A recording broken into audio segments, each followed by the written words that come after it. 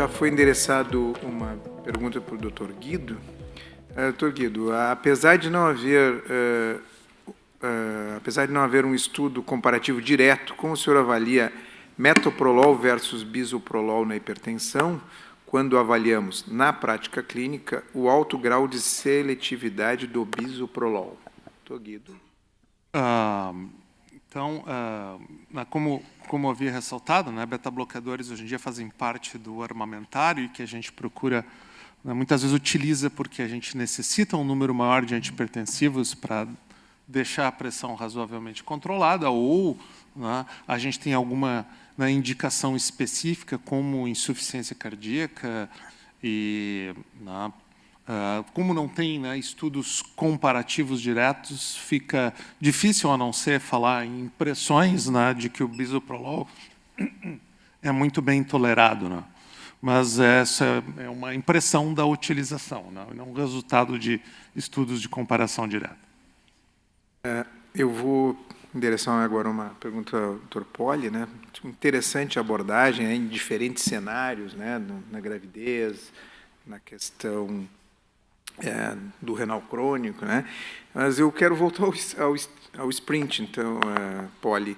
O SPRINT foi um estudo que mostrou que 140 versus 120, 120 foi melhor em redução de vários desfechos, inclusive nos indivíduos mais idosos, e o impacto, eu quero que dê uma esmiuçada um pouco no impacto sobre função renal e nesse subgrupo de pacientes.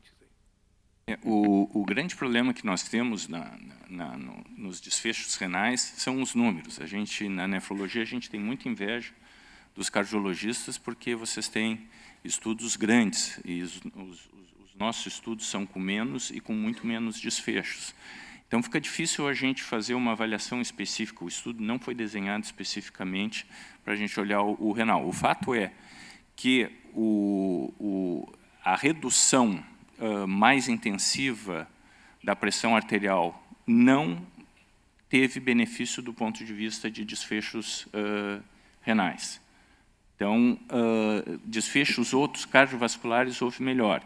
E teve um aumento da injúria renal aguda em algumas situações, com reduções mais importantes da função renal.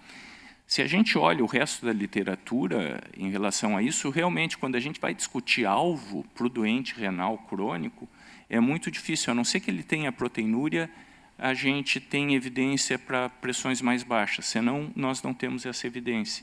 A gente tem muita dificuldade de baixar do 14/9. Agora, isso é um paradoxo, porque as diretrizes, de modo geral, colocam o renal crônico como paciente de alto risco, e esse seria o paciente ao qual nós deveríamos buscar uma pressão menor. Então, o SPRINT mostra que no renal crônico houve uma perda maior de função renal. Só que isso, na prática, não impactou em desfechos clinicamente relevantes. Não é que o rim não seja importante, mas morrer, AVCzar, infartar, eventos cardiovasculares, hospitalizar, é tudo mais importante para nós cardiologistas do que haver uma piora das medidas de função renal. Então, eu queria ver, tu ficaria preocupado com a avaliação da função renal nessa perspectiva aí? Eu acho que é fundamental. Só lembrem que, apesar de nós sermos muito menores, nós comemos 10% do orçamento do Ministério da Saúde com doente renal crônico. Então, é um problema bem menor, realmente bem menor, mas ele é de altíssimo custo para o sistema de saúde. Se a gente olha todos os outros estudos, nós não temos uma evidência clara de que pressões abaixo de 14/9 seriam benéficos. Em situações de injúria renal aguda, isso é um problema. Em situações, o renal crônico com progressão, às vezes até a gente diminui o antihipertensivo quando ele está naquela fase para entrar em diálise, para tentar ainda dar uma respirada antes de entrar em diálise, para a gente conseguir acesso vascular. Mas daí no renal crônico mais avançado. No renal crônico mais avançado. Mas mesmo assim, a não ser no indivíduo com proteinúria, a gente tem pouca evidência para benefício de de mais intenso. E se a gente olha, eu até tirei o slide que tinha das diretrizes, as diretrizes não batem uma com as outras. A gente pega os alvos de recomendados, são muito variáveis na Austrália, Estados Unidos, Europa, eles são muito diferentes para as diferentes situações de nefropatia. Tem mais uma pergunta aqui, Guido, depois tu já complementa. Guido, um paciente rígido em avaliação pré-operatória, é diagnosticado hipertenso. Qual a droga a prescrever? Eu acho que depende de características do paciente, étnicas, níveis pressóricos e outros fatores, né, de risco, né?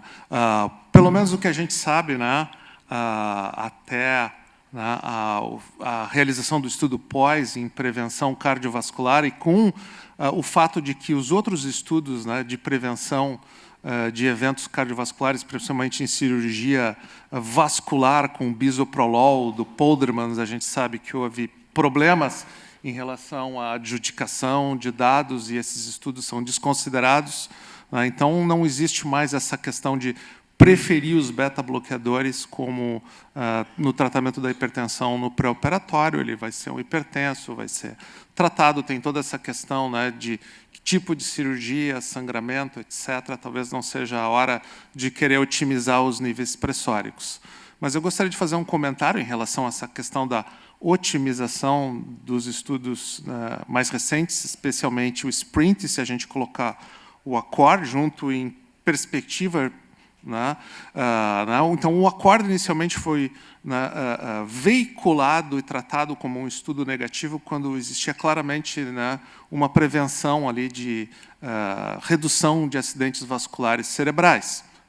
Eu acho que tudo que foi colocado é pertinente, mas, de qualquer forma, me parece muito melhor ter um coração funcionando normalmente e, especialmente, não ter um acidente vascular cerebral. O desfecho, infelizmente, a gente não tem nesses estudos, e talvez tenha em análises posteriores, o quanto desses pacientes progrediram para um programa de hemodiálise, e não simplesmente uma piora da função renal monitorizado por um exame.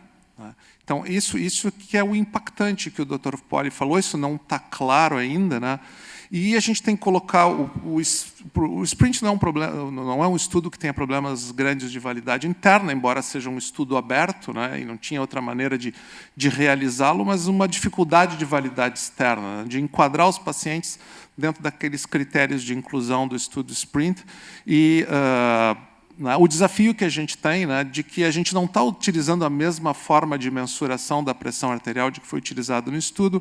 Então, a tendência atual é a gente colocar uns 10 milímetros acima, e colocar a sistólica ao redor de 130, não 120, a não ser que se meça da mesma maneira com um monitor, que é um monitor, ver o preço desse monitor utilizado no SPRINT é por volta de $800. Então, é lógico que para o dia a dia, de trabalho, ter um monitor desses para fazer as medidas de pressão no dia a dia fica complicado. Então, elevar os níveis pressóricos que seriam, opinião, isso é opinião, ao redor de 130 e não 120 de sistólica. Ok, temos ainda 2 minutos para a última pergunta endereçada ao Dr. Poli.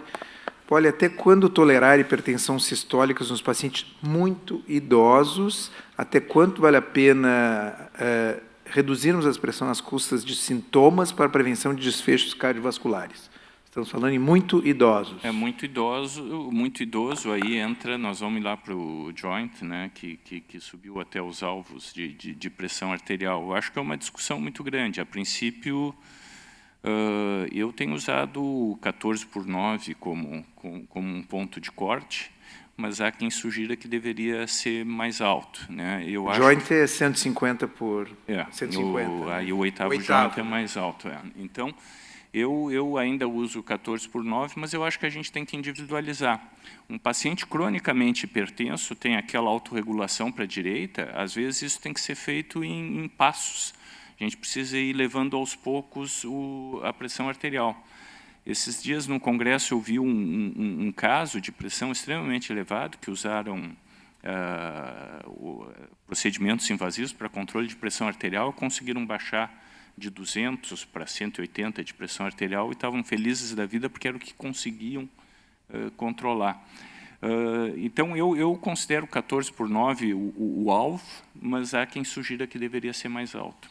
À luz do sprint, onde os muito idosos foram os que mais se beneficiaram, tu muda um pouco? Eu acho que a gente deve baixar, sim.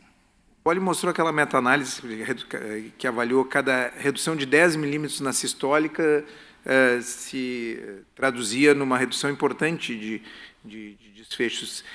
Eu acho que essa ideia, né, Poli, de não talvez um alvo, mas assim, quanto menor o possível, né, é um alvo também. Se eu conseguir trazer de 180 para 148, eu vou estar reduzindo. Se não for mais possível, como o colega fez a pergunta, né, às custas de sintomas, eu acho que o alvo pode ser reduções possíveis, né? Queda, sintomas, a gente vê muito nos nossos pacientes em diálise que baixam muita pressão, fazem convulsão. Então, eu acho que tem que individualizar eventualmente e, se possível, quanto menor, melhor dentro do possível. Tem que lembrar que tem a curva em J ali, né? Obrigado a todos. Eu acho que temos agora um coffee break, né?